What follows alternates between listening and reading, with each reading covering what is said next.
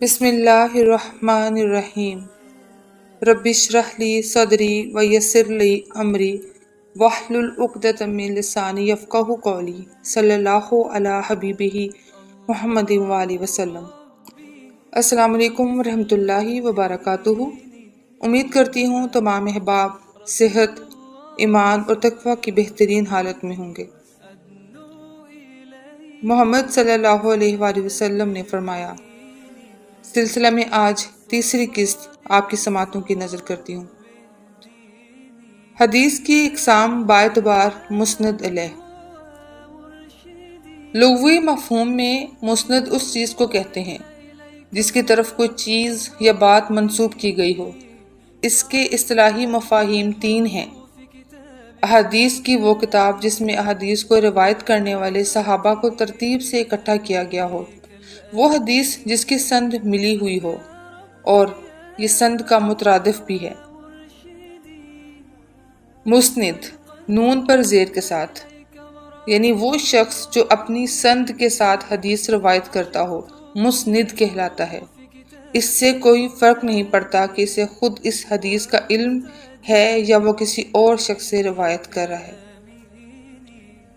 حدیث کی اقسام مسند الیہ کے اعتبار سے چار ہیں: حدیث قدسی، حدیث مرفوع، حدیث موقوف، حدیث مقطوع۔ آج ہم حدیث قدسی کے بارے میں جانیں گے۔ علمی حدیث کی اصطلاح میں حدیث قدسی رسول اللہ صلی اللہ علیہ وآلہ وسلم سے منسوب اس روایت کو کہتے ہیں جس میں رسول اللہ صلی اللہ علیہ وآلہ وسلم روایت کو اللہ تعالیٰ سے منسوب کرتے ہیں، یعنی اس کی سند اللہ تعالیٰ تک بیان کی جاتی ہے۔ حدیث قدسی میں اللہ تعالیٰ کے لیے متکلم کا صیغہ استعمال کیا جاتا ہے۔ احادیث قدسی کی تعداد 200 سے زیادہ نہیں ہے۔ حدیث قدسی اور قرآن میں فرق بہت واضح ہے۔ چند مشہور فروق میں شامل ہیں۔ نمبر 1، قرآن مجید کے الفاظ اور معنی دونوں اللہ تعالیٰ کی طرف سے ہوتے ہیں، جبکہ حدیث قدسی کے معنی اللہ کی جانب سے اور الفاظ رسول اکرم صلی اللہ علیہ وآلہ وسلم کی جانب سے ہوتے ہیں۔ قرآن کی تلاوت بطور عبادت کی جاتی ہے، جبکہ حدیث قدسی کی تلاوت بطور عبادت نہیں کی جاتی۔ قرآن مجید کی تمام آیات متواتر حدیث ہیں، جبکہ حدیث قدسی احاد حدیث بھی ہو سکتی ہے۔ قرآن کے الفاظ معجز ہیں، جبکہ حدیث قدسی میں اعجاز نہیں۔ قرآن صرف جبرائیل کے واسطے سے نازل ہوا ہے، جبکہ احادیث قدسی بلا واسطہ بھی نازل ہوئی۔ قرآن میں تواتر شرط ہے، جبکہ حدیث قدسی میں نہیں۔ قرآن کی روایت بالمعنی جائز نہیں، احادیث قدسی کی جائز ہے۔ قرآن بلا طہارت چھونا اور حائضہ جنبی کے لیے تلاوت بھی جائز نہیں، جبکہ احادیث قدسی کے لیے یہ احکام لازم نہیں۔ نماز میں قرآن کی تلاوت ہوتی ہے، حدیث قدسی کی تلاوت جائز نہیں۔ قرآن کی نسبت صرف اللہ ہی کی طرف، جبکہ حدیث قدسی کی رسول اللہ کی طرف بھی ہوتی ہے۔ قرآن کی کتابت دور نبوی صلی اللہ علیہ وآلہ وسلم میں ہوئی، جبکہ احادیث کی بعد میں۔ احادیث قدسی روایت کرنے والے راوی دو طرح کے الفاظ استعمال کرتے ہیں۔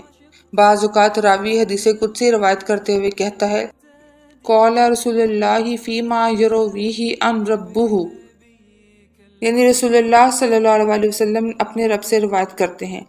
بعض اوقات راوی حدیث قدسی کو اس طرح بیان کرتا ہے، قال اللہ تعالیٰ فیما رواہ عنہ رسولہ، یعنی اللہ تعالیٰ نے فرمایا جسے اس کے رسول صلی اللہ علیہ وسلم نے روایت کیا۔